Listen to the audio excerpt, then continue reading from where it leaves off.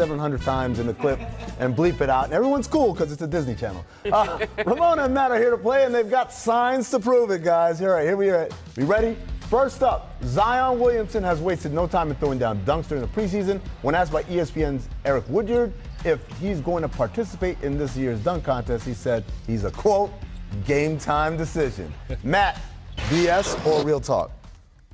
Oh, wow. I think I'm going real talk.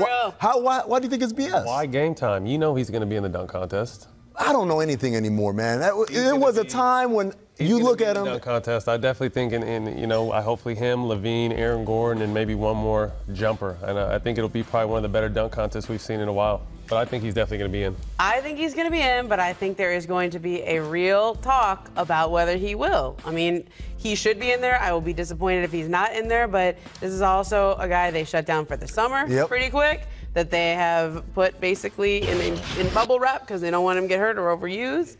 And who knows where they're at. I can't wait for Coach K to tell us he's already doing too much. He's doing too much. Why should he do a dunk contest? But I do think he will be in it. I don't know. Especially if they're in a playoff picture. I know. There might be. I mean, look, we're still. Look, has LeBron James ever been in a dunk contest? No. Remember he promised that one year. Like I said, I think he's in there. Let me ask you guys this: Speak it into being. Who would you take in a dunk contest between Zion and Zach LaVine, who had his own show last night? Zach flies. Zach in Chicago too. Yeah. It'll be interesting, because although Zion is a very powerful dunker, you've seen like in his high school tapes and all that kind of stuff, he's got some trickery to his dunks as well. So I mean, in a slam dunk format contest, it's gonna be ugly. It's that hometown crowd though. Yeah.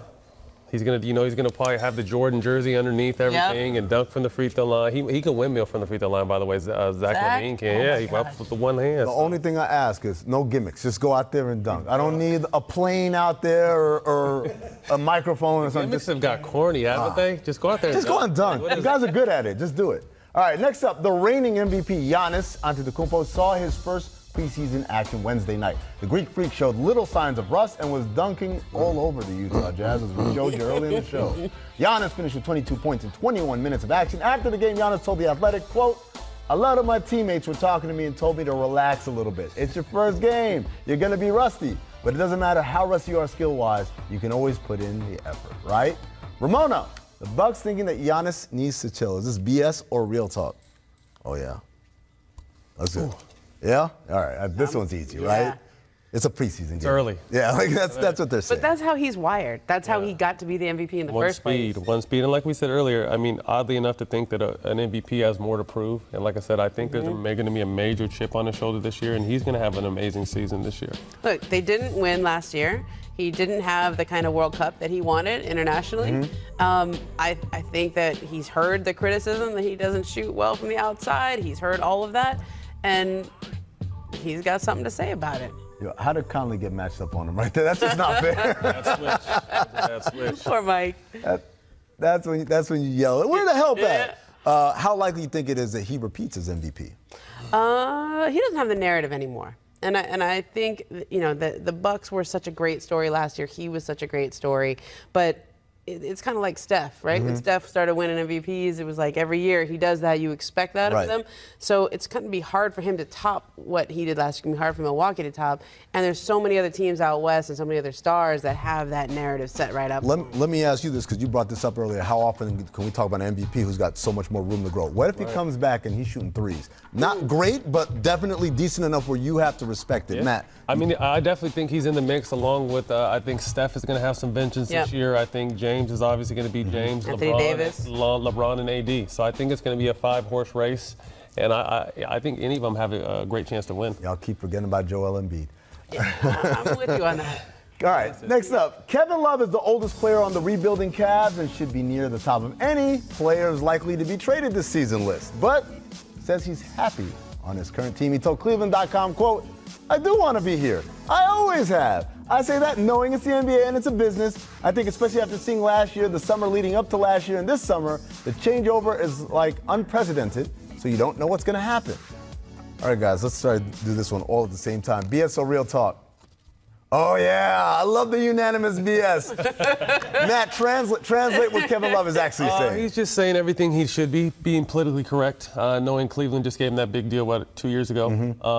And like he said, Kevin has always been someone that just gone out there and played and never really ruffled any feathers. Obviously, an aging player on a rebuilding team, I'm sure he would like a shot at getting another title before he's done, but he's saying everything he's supposed to say. Yeah, I mean, look, he wants to be there. He's going to be a nice guy. He's not going to cause any problems. But it's a business, as he says. And if things were to happen, look, this is my way. I always tell players, man, you don't owe any obligation to the media to tell the truth about these kind of things. Lie all the time. So I love you. I don't want to go anywhere. And then when you get traded, well, I liked it, but you know, it's a new day or whatever. Definitely go run with that lie. But the one thing I would say also about his situation in particular, Cleveland and Charlotte, I think, are the two teams that are the furthest to go in terms of rebuild. I mean, if he were on the Suns, if he were on the Bulls, one of these other teams that aren't good, but at least you could say, okay, they've got something's happening here. I may want to be a part of this rebuild.